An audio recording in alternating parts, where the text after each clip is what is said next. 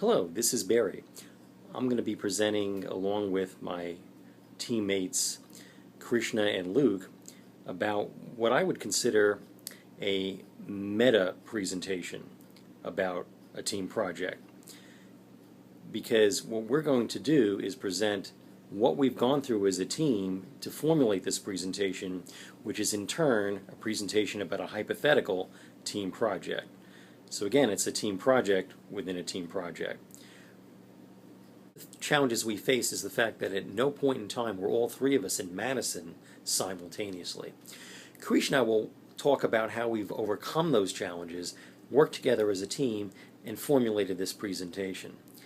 Luke will then present the hypothetical team, how it was constructed in terms of the fact that all three of us were the leaders of the team as a result of a team building exercise, and how that hypothetical team came up with the finished product, which is to make Edgewood a greener campus.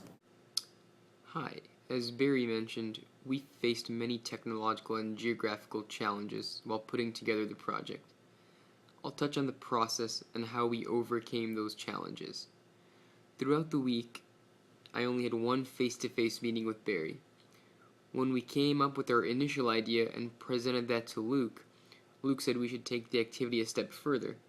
He wanted us to include the actual end product.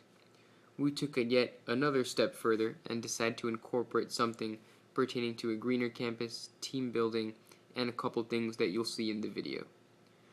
We had to go and exchange so many emails and talked quite a bit on the phone, and even though I haven't had a face-to-face meeting with Luke at all yet, I believe we've put together a great team project about a team project.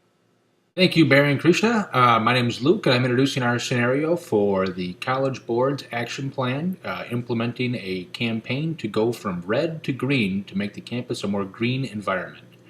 The board decided to assemble a team of folks to get together and start to figure out how to make the campus more green. To do this, they assembled a team of 3 students, 3 maintenance staff members, 3 administrative staff members, as well as 3 folks from the maintenance group. The facilitator of the large group broke us down into 4 subgroups, 1 from each functional area, to increase the diversity and the idea thought processes going on within those subgroups. The subgroups then competed for a prize through an initial team building activity. The prize was an energy home audit for all the participants of the team, as well as a $100 Menards gift certificate in order to help facilitate any changes that were brought about by the home energy audit. We were asked to make 4 triangles out of 6 pens of equal length. I'll demonstrate how to do this, so if you want to pause now and try to solve it on your own, please do so. The activity started by assembling 6 pencils in front of each group, with the idea again to be to form 4 triangles out of these 6 pencils. The idea here is to not think in just a simple 2-dimensional plane. The idea is to create these pencils these triangles in a 3-dimensional format. To start the process, you arrange 3 of the pens in a triangle format on the table. Now that we've formed the base of our 2B pyramid, we start by taking the first pen and putting it at one of the endpoints of the triangle, and then we'll continue with the other 2 pens so that we end up making a pyramid on top. Now what you'll be looking at is the second pencil being put into place, so now they make an apex at the top of our pyramid as well as joining the endpoints of the triangle that's already set on the table with the original 3 pens. And then finally, to complete the 4th triangle, we add the 3rd pen and hold that in a 3-dimensional plane, and as you can see, we've got 4 triangles, 1 formed on the table and another 3 formed on the sides of the pyramid. And that's how you complete 4 triangles out of 6 pens. The prize for each member of the team that solved this puzzle in the shortest amount of time won a free home energy audit and a $100 Menards gift card. If no one solved it, then the team that exhibited the most effort in the eyes of the facilitator won the prize. In fact, no one solved it, but our team won because we appointed a team leader, communicated with one another effectively and bounced ideas off each other, refrained from blasting everyone else's ideas as ridiculous or not having a chance to work at all. Then we debated the possibilities, the merits of possible structures, and held each other accountable as we challenged one another if we could do better. As we started the project, we started forming the one-dimensional triangle on the desk, probably like the other teams did, and then proceeded to expand it out in many different ways.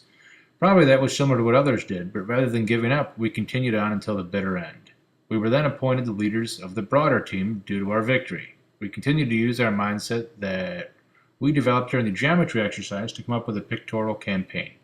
We debated the pros and cons of newsletters, a campus-wide energy audit, even rebuilding old buildings to make the campus greener. Throughout the process, we held everyone accountable to come up with something, so no bumps on the log. We also held each other accountable to come up with improvements to the ideas, not settling for the obvious ideas, but rather looking to improve upon them. So when one individual came up with the idea to go through the campus and list 75 to 100 ways to go green, I challenged this. I conveyed that I was having trouble seeing a finished product that would have an impact. However, I didn't say that it was a bad idea, but rather challenged the team to come up with something that would take it a step further. Then an administrator said, and then one of the administrators said, then an administrator in attendance questioned, why don't we take pictures to illustrate the ideas? Then finally an individual from the maintenance staff refined it further by suggesting before and after pictures where possible. Then everyone came up with at least 2 suggestions on what photos to take. Because people became very comfortable in working with one another and were motivated by the challenges we put forth, the ideas flowed easily. So by going through and a challenging geometry puzzle that no one solved, we emerged as team leaders and brought the entire team to generate this idea that should have significant impact on influence people's behaviors. In all, we generated several dozen pictures that we will post in key locations on the campus to generate awareness. What follows are just some of the pictures that we wound up. As educators, or folks that were dedicated their lives towards the education of students and the campus itself, we came to the realization that we needed to help the students become more green, not just the campus itself, and not realizing that it's just a once-in-a-while thing, but it's actually an everyday activity to stay green. So we looked for topics or things around campus that were helping us to reflect some of the things that kids could do every day that would be more green and be more sustainable society. So these are some of the photos that we came up with that help to reflect that. Our goal is to then create a campaign as an end product which allows the students to look at banners and just promote general greenness every day. They look around campus, look around their lives. We're hoping that they actually are inspired or at least motivated to be more green in their everyday activities and make a bigger impact. With the weather reaching record highs, one of the things that we looked at right away was thermostat settings in buildings and homes, dorms, all that kind of good stuff. The first thing we looked at and saw pictures of and was some of the very low settings, 66 degrees, which is obviously much cooler than it needs to be. When you start talking about 100-degree weather, a more realistic temperature is right around 72 to 74 degrees in the summer, and obviously the reverse is going to be true in the winter. So more pictures displaying that as the seasons change is part of the plan. Another area of easy transition for the kids to recognize is recycling. Here we see newspapers in a trash can on campus. Obviously not what we're looking for, and one of the things that we want to stress is the continued recycling of products. Some of the good things that we saw around campus is that there are certainly available areas to recycle, but making that more available, making more awareness on the recycling capabilities is certainly one of the goals of the campaign. In addition to just recycling, we also run into things if you go into most of the printing things. Look at the homework rooms where you got printers available to the students, as well as single-sided copies, things of that nature. In addition to printing paper, you can also start looking at water as a source. One of the most popular things you get this summer, again with the heat, is the water bottles versus just tap water or reusable containers. So trying to cut down on the number of water bottles sold is certainly another area that we can improve upon for becoming more green. Sticking with water, you also look at things very simple, turning off the water when you're brushing your teeth, or if you're not using the water, you're actually shutting. The same obviously holds true when you're washing dishes or doing any of that kind of stuff when you're talking about running water. The idea is to conserve and reuse it whenever possible. So these little steps are what we're hoping will help the campus to become more green.